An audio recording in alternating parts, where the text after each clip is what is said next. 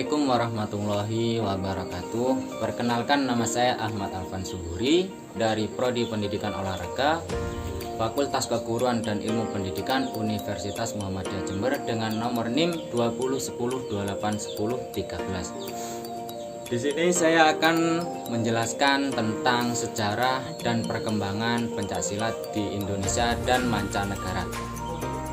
Silat diperkirakan menyebar di Kepulauan Nusantara semenjak abad ke-7 Masehi.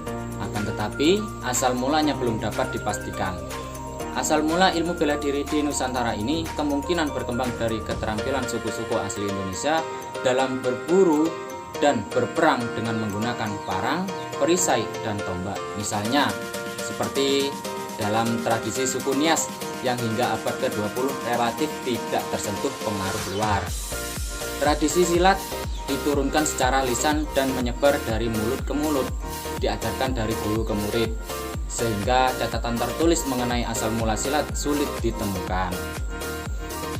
Sejarah silat dikisahkan melalui legenda yang beragam dari satu daerah ke daerah lain. Legenda Minangkabau silat, bahasa Minangkabau silek, diciptakan oleh Datuk Suri Diraja dari Pariangan, tanah datar di kaki gunung Marapi pada abad ke-11. Sejarah perkembangan pencaksilat sudah dimulai sejak perkembangan zaman kerajaan, kemudian zaman penjajahan Belanda sampai zaman penduduk Jepang, dan yang terakhir ketika zaman kemerdekaan. Yang pertama, perkembangan pada zaman kerajaan. Pada masa kerajaan berlangsung, bela diri merupakan suatu keterampilan yang telah dikenal oleh masyarakat luas sebagai pertahanan keamanan dan juga untuk memperluas wilayah kerajaan untuk melawan kerajaan lain. Beberapa kerajaan seperti Kutai, Tarumanegara, Kediri, Mataram, Singasari, Sriwijaya, dan juga kerajaan Majapahit juga menyiapkan berbagai pasukan yang telah dibekali dengan ilmu bela diri guna mempertahankan wilayahnya. Dan pada saat itu, istilah pencaksilat belum dikenal oleh masyarakat kerajaan. Selanjutnya pada tahun 1019 sampai 1041, tepatnya pada masa kerajaan Kahuripan dengan pimpinannya Prabu Erlangga yang berasal dari Sidoarjo, telah mengenal bela diri pencak yang bernama Hok Ik, yang berarti maju selangkah memukul. Noto Sujitno 1999. Dan yang kedua, perkembangan pada zaman penjajahan Belanda. Pada masa penjajahan Belanda, pertumbuhan dari pencaksilat sangat ditentang oleh pihak Belanda sebab dipandang berbahaya untuk keberlangsungan jajahannya, sehingga pencaksilat dilakukan secara sembunyi-sembunyi dan hanya dilakukan pada masyarakat kelompok kecil. Dan pada masa penjajahan Belanda ini, silat hanya mempunyai kesempatan untuk mengembangkan keseniannya yang masih digunakan pada beberapa daerah saja.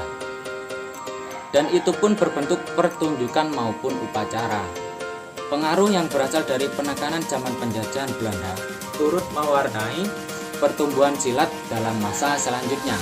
Dan yang ketiga, perkembangan pada pendudukan Jepang.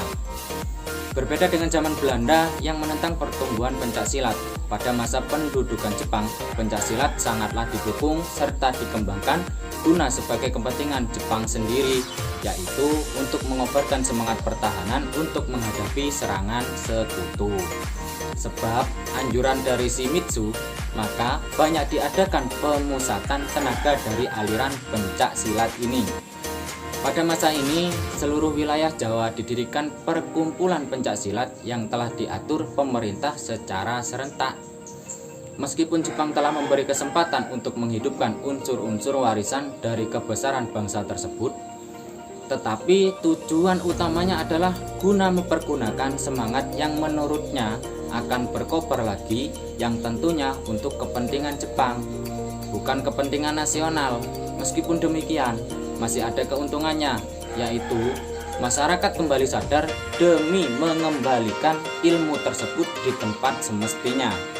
Bahkan masyarakat juga mulai menata kembali ilmu silat ini dan selanjutnya mengaplikasikan nilai-nilai yang ada dalam kehidupan sehari-hari.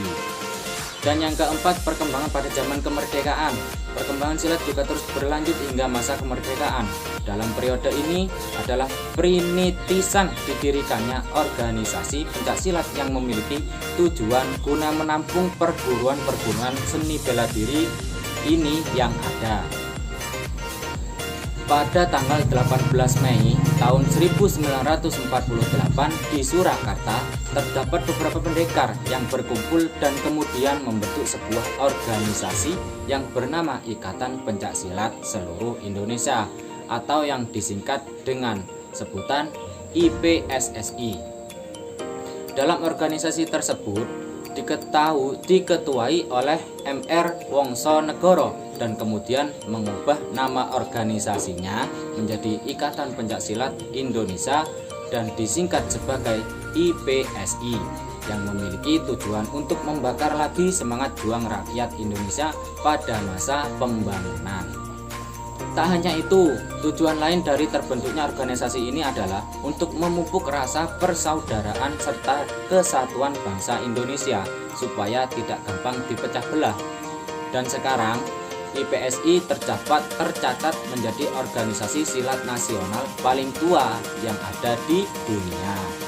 Selanjutnya, di tanggal 11 Maret tahun 1980 didirikan juga sebuah organisasi pencaksilat bernama Persatuan Pencaksilat Antarbangsa atau yang disingkat sebagai Persilat yang didirikan oleh Prakarsa Edi M.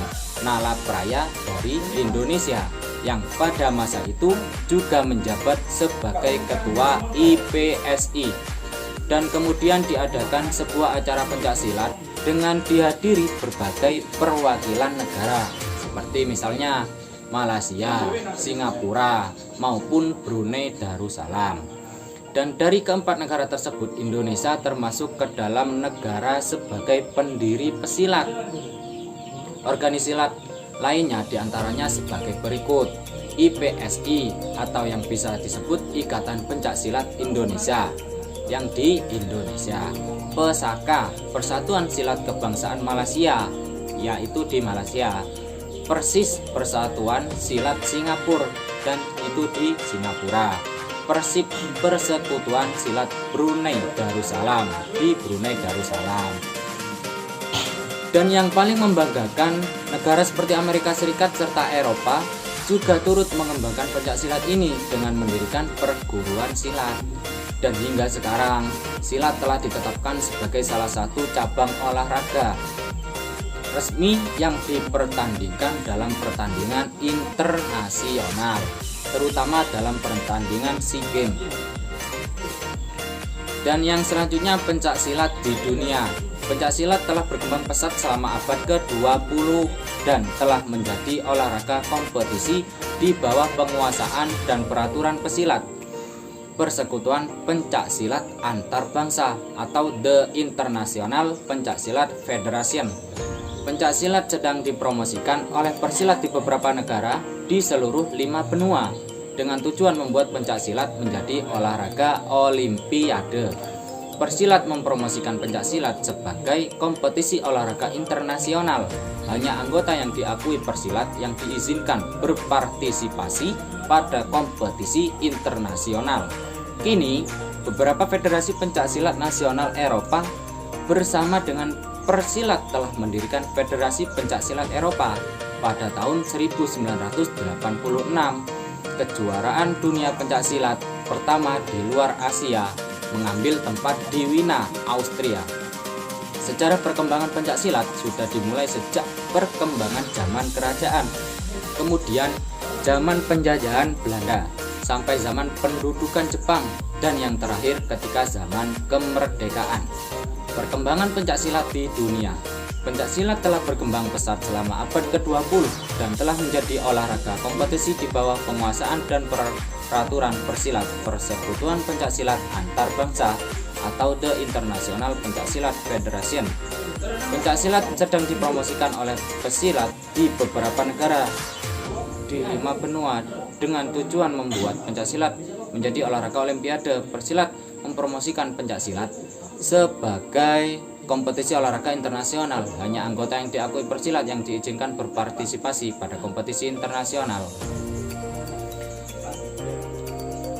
hanya anggota yang diakui di instansi berpartisipasi pada kompetisi internasional. Kini beberapa federasi pencaksilat nasional Eropa bersama dengan pesilat telah mendirikan Federasi Pencaksilat Eropa pada tahun 1986. Kejuaraan dunia pencaksilat pertama di luar Asia mengambil tempat di Wina, Austria. Pencaksilat pertama kali diperkenalkan dan dipertandingkan dalam Pesta Olahraga Asia Tenggara SEA Games ke-14 tahun 1987 di Jakarta.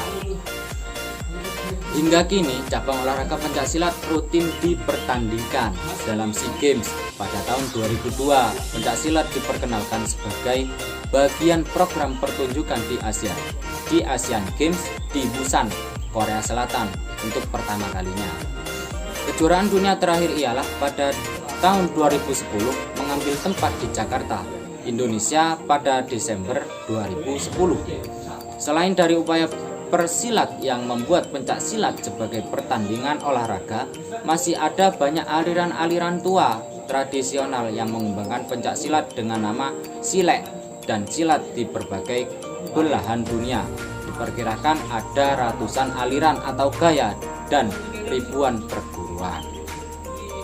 Sejarah berdirinya IPSI atau biasa disebut dengan Ikatan Pencaksilat Indonesia adalah induk organisasi formal cabang olahraga pencaksilat di Indonesia di bawah naungan KONI atau Komite Olahraga Nasional Indonesia.